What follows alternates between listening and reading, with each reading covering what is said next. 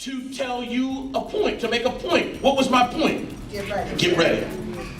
Get dressed up. Where are you going? You're going places. You understand? But I use, now what makes it easy for me to speak is use your story, because no one in the world, Nina, has your story. Yeah, that's so we get 68th, we get Corfu, we get down there by Ivy Leaf, and then back there by Rowan.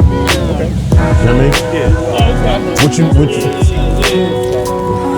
What you said was good. You wanna walk up? Right. Okay, let's. I think. So are you gonna tell me what to do? Okay. Oh, Brent got the questions. Okay. So the lesson for you today is to think about what you see. Where do you see yourself in 1 year? Where do you see yourself in 5 years, 10 years, 20 years? And if that's too hard to think about, imagine your perfect day. What would you be doing? Who would you be interacting with? What would you be sharing? What would you be talking about? How would you feel? I grew up with a very strong family. I grew up with a younger brother. We were 2 years apart. And I grew up with an older sister. So it was three of us. She was 1 year older than me. God bless her soul. She passed away last year, right before her 50th birthday. We had two loving, strong parents. We never knew what my dad, we didn't care about where he worked. We knew he had a job, but he was very present. He was very active. Then my mother, man, she was very creative. She went to art school. She went to Dobbins. Then she went to Moore College of Art. She did some time there. And then she opened a bead shop on Ogons Avenue. She was the bead lady. Everybody in the city knew my mother. Beads galore, 8006 Ogons Avenue. She was making, it was called, the tagline was fashionable jewelry with a personal touch. And so this is the 80s, early 90s, and everybody in the city had my mom's stuff, and then people start copying it, making it their own. We always knew we were different because we had a different type of family structure. And my parents were, once they submitted themselves to God, they became prayerful people. And so my father was constantly using his voice to affirm us.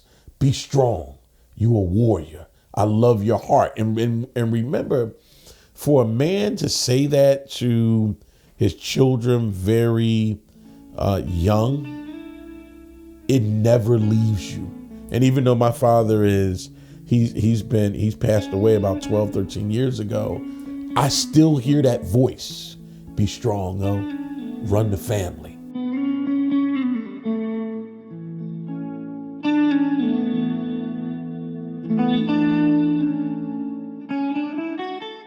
So this is 68th and Broad. And so you get 68th and Broad. We would hang out. We going left, right, back, and this way, right? So we're going all the way down to 72nd, and then we would go back to maybe 16th or 17th Street, and then you go this way down Broad Street, maybe to around 6700 block 66 and Broad Street. And this is my neighborhood. And we would sometimes hang out on what you would call East Oak Lane. So a lot of people would have friends what they would call East Side. My parents made sure that they kept the family tight knit. And so everybody would convene at our house in the neighborhood that you were friends with. It was the big house. I remember when we were younger, I used to have to tell some of my friends, I was like, y'all gotta go, man. And he was like, what? We gotta go. Yeah, my mom and we gotta do some reading. I was like, what? They were like, we gotta do. So remember, some kids, because they didn't have that, they were like, what? Reading? It was Sunday night around 6. They were like, they gotta go. If a guy was 4 years older than you, that was your old head. Right. You know what I mean? Right. So you had to be 10 years older. Those guys, those guys were older than you. So you going up here. This is where my man Malik B lived, from the Roots.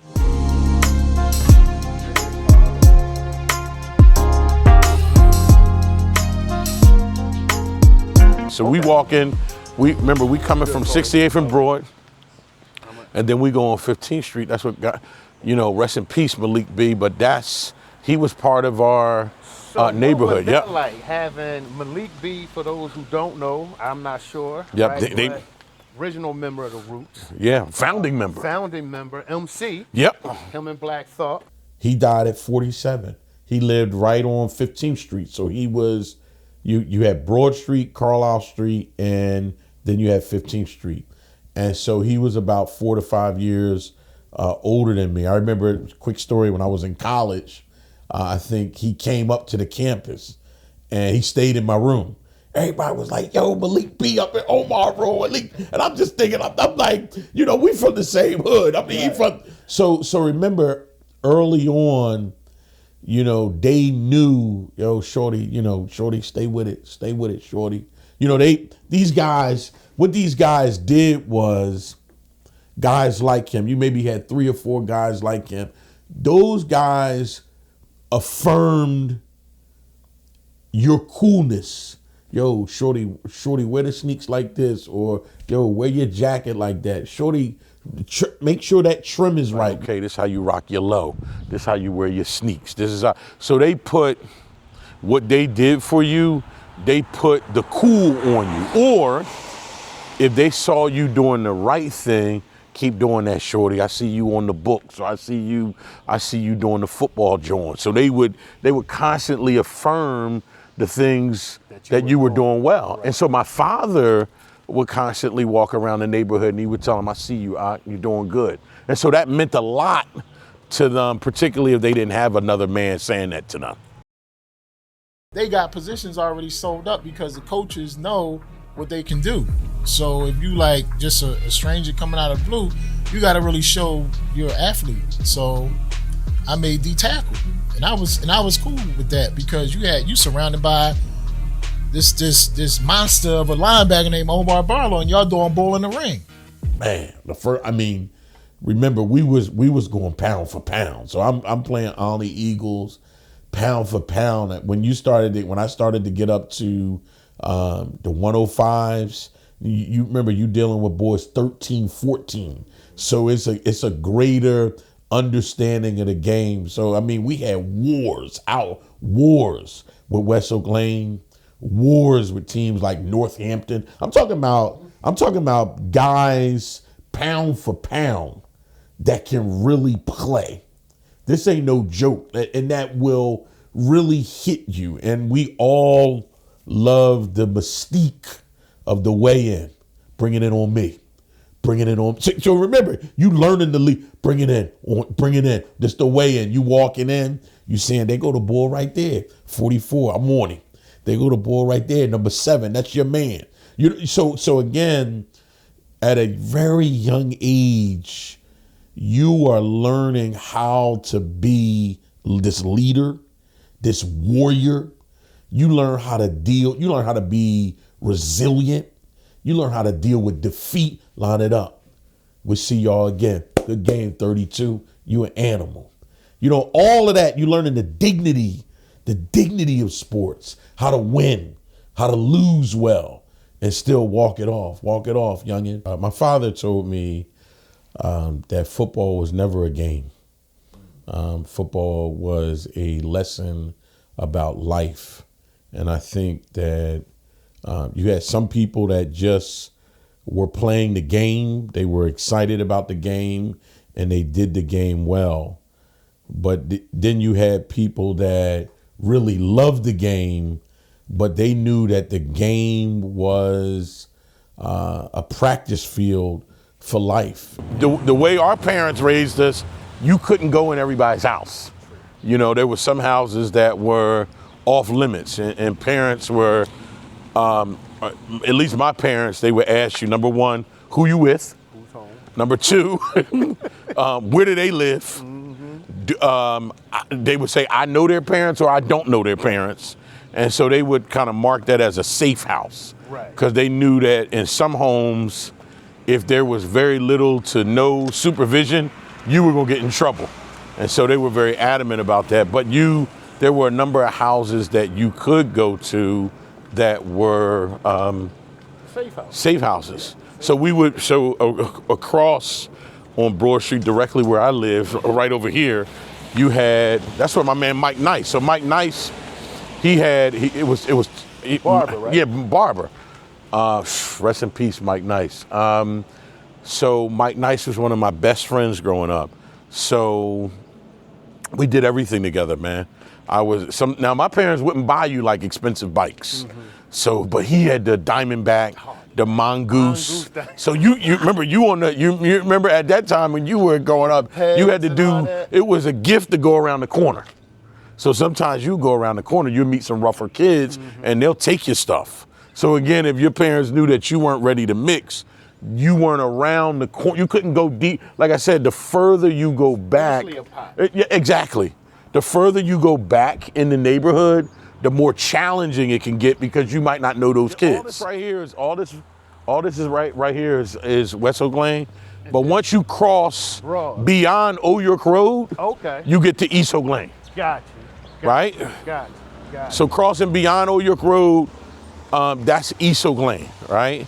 And so now the interesting thing about East Oak Lane is that back in the day, East Oak Lane was one of the most coveted communities in this area. Yeah.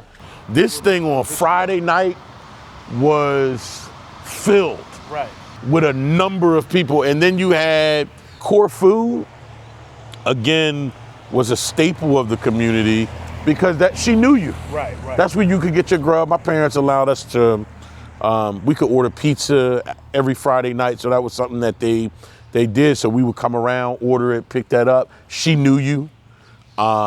She knew your family. And it was like a little status. Yeah. Absolutely. Her knowing you, saying your name. And when you would go in, other people in the neighborhood. So when you went on the prom, she put your picture up. When you graduated, she put your picture up. So she is who? Chris. Chris. Her whole family owned the restaurant, but she was kind of like the face of Corfu. So that was a big thing. Early on, Brent, my mother was taking me to these church services.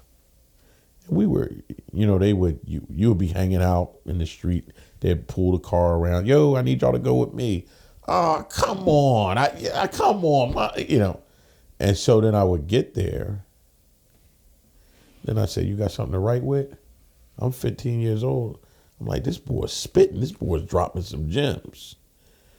Then 16 years old, I see this guy at Deliverance. It's 91, 92, Miles Monroe, In Pursuit of Purpose. I had never heard anything like it. I said, that's what I want to be. That's what I want to be. It spoke to my heart. I'm a teacher. And what I've been able to distill, I'm not 50 yet, I'm 49. What I've been able to distill is I've been given a lot. You owe big time. To much is given, much is required. I owe.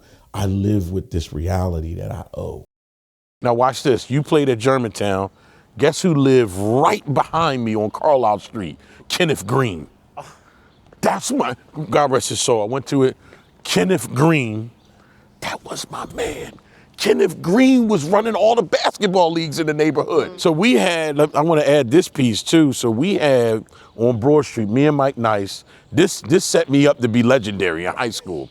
So 10th grade, this had to be 92. Check the Rhyme was out, all of that, right? Okay. So remember, Punk Step Up to Get Beat Down, all the Brand Nubians, all of that, Step to the Rear, The Wick, all of that. And I'm saying that because we lived in what you would call the golden era of hip hop. That party that we had, 92, me and Mike Nice, that put us on the map. I came to school that Monday.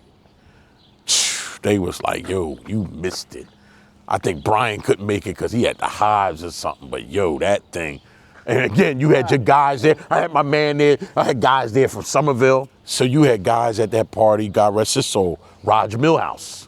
Now let me tell you, Raj Milhouse lived in Logan.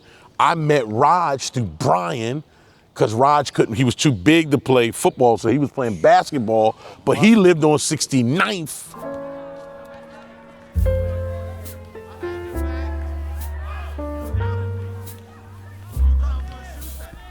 West Oak Lane is a beautiful community that was made beautiful by people that took ownership of the community and said, we want this to be a beautiful community. And there's diamonds in the rough there. There's people sitting right in that community that if you see them, they can become great. And I made a commitment to see those people